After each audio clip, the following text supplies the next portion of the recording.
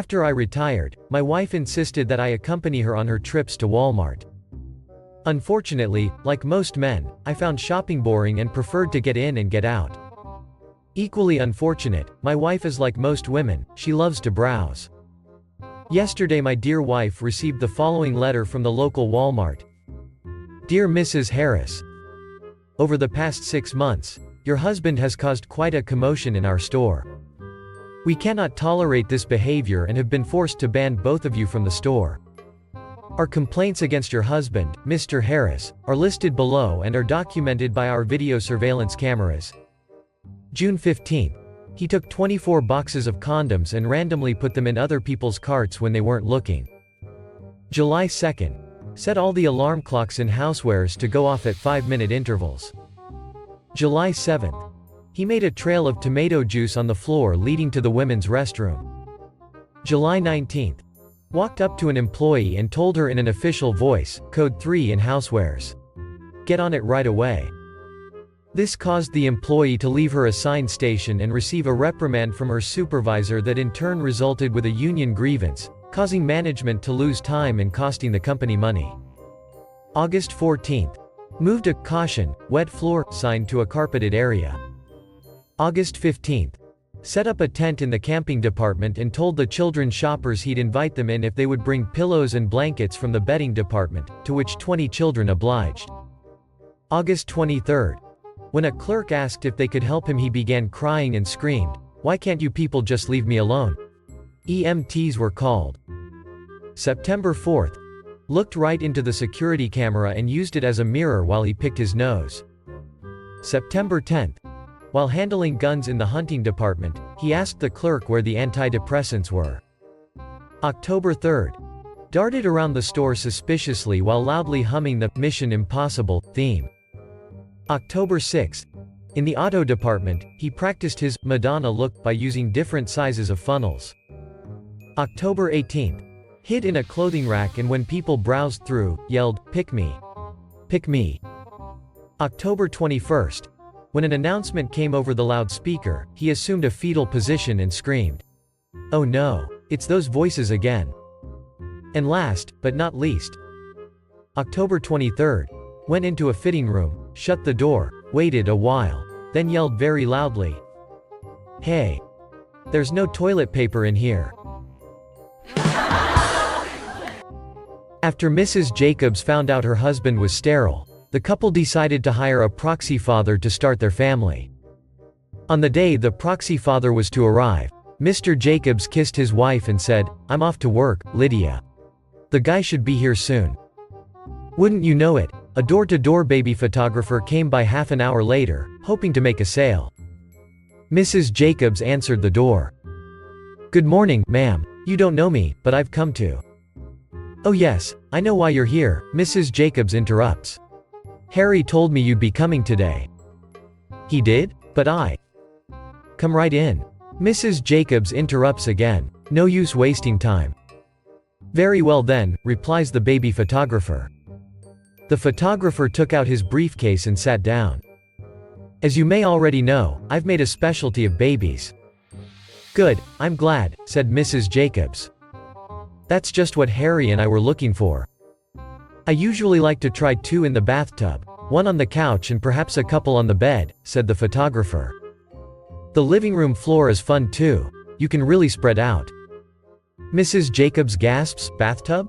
Living room floor? No wonder it never worked for Harry and me." "Well, ma'am," continued the photographer, "none of us can guarantee a perfect one every time, but if we try several different positions and I shoot from 6 or 7 different angles, I think you'll be quite pleased with the results." "I certainly hope we can get this over with quickly," Mrs. Jacobs muttered nervously. "Ma'am, in my line of work a man must take his time. I'd like to be in and out in 5 minutes, but you'd be disappointed with that, I'm sure." "Don't I know it?" whispered Mrs. Jacobs. The photographer pulled out a portfolio of his pictures. "This one was done on top of a bus in downtown London," he said, showing Mrs. Jacobs the picture. "Oh my God!" exclaimed Mrs. Jacobs, tugging on her handkerchief. "And these twins turned out exceptionally well when you consider the fact that their mother was so difficult to work with." He showed Mrs. Jacobs another picture. She was difficult? Questioned Mrs. Jacobs. Extremely, said the photographer. I finally had to take her to Hyde Park to get the job done right. People were crowding around, 4 and 5 deep, just to get a good look. 4 and 5 deep. Mrs. Jacobs was amazed. Yes, said the photographer. And for more than 3 hours, too. The mother was constantly squealing and yelling. I could hardly concentrate. Then, it started getting dark and I had to rush my shots. Finally, when the squirrels started nibbling on my equipment, I just packed it all in. Mrs. Jacobs leaned forward. You mean the squirrels actually chewed on your, equipment? Yes, ma'am. Thank God, no real damage was done. Well, we'll get to work as soon as I set up my tripod. Tripod? Mrs. Jacobs looked extremely worried now. Of course, I need to use a tripod to rest my Canon on. It's much too big for me to hold while I'm getting ready for action. Ma'am, good God, she's fainted. Dean, the town postman, is retiring after 50 years on the job. So he jumps in his USPS van and collects the last parcels from the post office, and sets out on his last round. He drops off a few parcels at the local library. The librarian smiles and presents him with a leather-bound volume of the complete works of Charles Dickens. Here you are, Dean. We know how much you like reading. Since you're retiring, you've got plenty of time for it now. Dean thanks him and continues on his route. Next, Dean knocks on the door of the town liquor store. The landlady fetches him a good bottle of 12-year-old single malt whiskey. We've been keeping this for a special occasion. Pour yourself a large one on us and enjoy your retirement. Dean is touched by her gesture and moves on to the last address. Dean knocks on the door of Mrs. Smith, the young newlywed that had just moved into the neighborhood. She answers the door in lingerie that leaves little to the imagination. I've been expecting you, Dean. You'd better come in. She leads him upstairs, pushes him onto the bed, and jumps on top. Dean's head is still spinning as he gets dressed.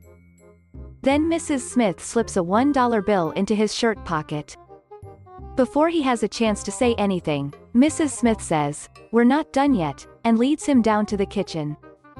Mrs. Smith then cooks a fantastic lunch of steak, eggs, toast, the full works. As he finishes eating and takes a swig of his Coke, Dean finally has a chance to ask. I must say, Mrs. Smith, everyone in town has been very kind today, but you've been the kindest of all. Too kind, in fact. What on earth could have moved you to such a gesture? Mrs. Smith admits. Well, I was really racking my brains to think of something nice for you, so I asked my husband. He said, we're new here.